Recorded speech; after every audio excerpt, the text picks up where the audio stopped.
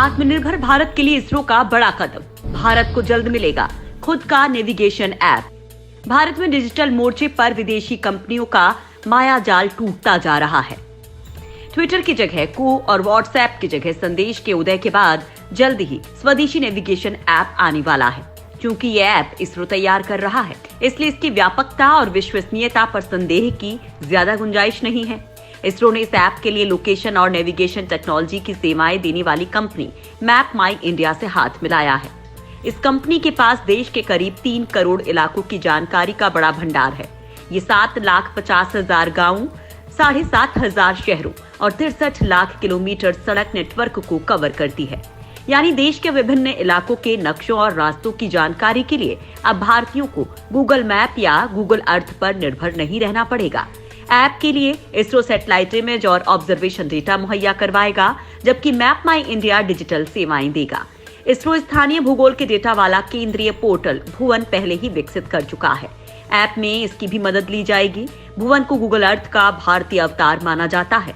इसकी मदद से इंटरनेट पर भारत के किसी भी हिस्से की 3D तस्वीर देखी जा सकती है। स्वदेशी नेविगेशन ऐप आत्मनिर्भर भारत अभियान में मील का पत्थर साबित होगा। गूगल के नक्शों को लेकर समय समय पर विवाद उठते रहे हैं। स्वदेशी ऐप आने के बाद उनसे भी छुटकारा मिलेगा। स्वदेशी ऐप गूगल मैप से कई मायनों में खास होगा। इसमें देश की एकता, अखंडता का ध्यान रखते हुए भारत सरकार के दिशा निर्देशों के आधार पर सीमावर्ती इलाकों को दर्शाया जाएगा। ऐप मुफ्त होगा। इसे विज्ञापन से मुक्त रखा जाएगा। अंतरिक्ष में बेशुमार कामयाब अभियानों के बाद इसरो इस ऐप के जरिए डिजिटल क्षेत्र में देश का गौरव बढ़ाने की तैयारी में है। इसी के साथ वो अंतरिक्ष में नई छलांग की भी तैयारी कर रहा है।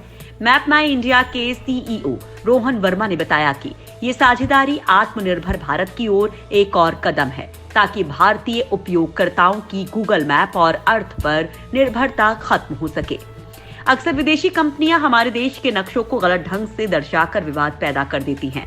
क्षेत्रीय जानकारियों और सूचनाओं को भी ज्यादा पुख्ता ढंग से पाया जा सकेगा। गूगल समेत अधिकतर मैप सेवाएं दे रही कंपनियां यूजर्स का डेटा अक्सर उन्हें बिना बताए जमा करके विज्ञापनों के लिए बेचती हैं। इसरो और करार में शामिल कंपनी इस मॉडल पर काम नहीं करती। ऐसे में विदेशी कंपनियों की हमसे हो रही कमाई पर रोक लग सकेगी। इसी महीने इसरो लॉन्च करेगा सैटेलाइट। इसी महीने के आखिर में इसरो PSLV मिशन के तहत 2 निजी कंपनियों के उपग्रह लॉन्च करने वाला है। हाल ही में उसने बेंगलुरु के UR राव सैटेलाइट केंद्र में भारतीय स्टार्टअप्स के दोनों उपग्रहों का परीक्षण किया है। ये पहला मौका है जब इसरो ने अपना सैटेलाइट केंद्र निजी कंपनियों के लिए खोला है। अंतरिक्ष में भारत लगातार नई ऊंचाई हासिल कर रहा है।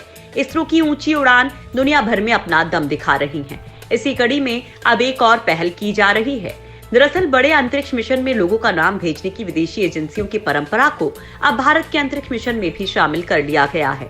निजी क्षेत्र का पहला उपग्रह सतीश धवन सैट पहली बार नासा की तर्ज पर भगवद गीता, प्रधानमंत्री नरेंद्र मोदी की एक तस्वीर और 25,000 भारतीय लोगों का नाम लेकर अंतरिक्ष में पहुंचेगा। इस उपग्रह का प्रक्षेपण इसरो अपने विश्वसनीय ध्रुवीय उपग्रह प्रक्षेपण यान PSLV C51 से 2 निजी उपग्रहों के साथ करेगा। नैनो सैटेलाइट में लगेगी खास चिप। SDSat का निर्माण करने वाली चेन्नई आधारित कंपनी स्पेस किड्स के मुख्य तकनीकी पदाधिकारी रिफत शाहरुख के मुताबिक 3.5 किलोग्राम वजनी इस नैनो उपग्रह में एक अतिरिक्त चिप लगाई जाएगी। इस चिप में सभी लोगों के नाम होंगे। इस नैनो सैटेलाइट को भारत के अंतरिक्ष कार्यक्रम के संस्थापक के नाम पर ही रखा गया है। स्पेस किड्स का मकसद इस मिशन के जरिए छात्रों के बीच अंतरिक्ष विज्ञान को बढ़ावा देना है।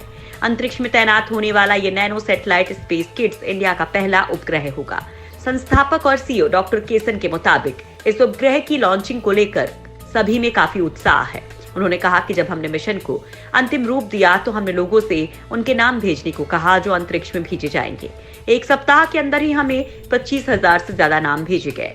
इनमें से 1,000 नाम भारत के बाहर के लोगों द्वारा भेजे गए थे। चेन्नई में एक स्कूल से सभी छात्रों के नाम भेजे गए हैं। जिन लोगों के नाम अंतरिक्ष में भेजे जाएंगे उन्हें बोर्डिंग पास भी दिया जाएगा।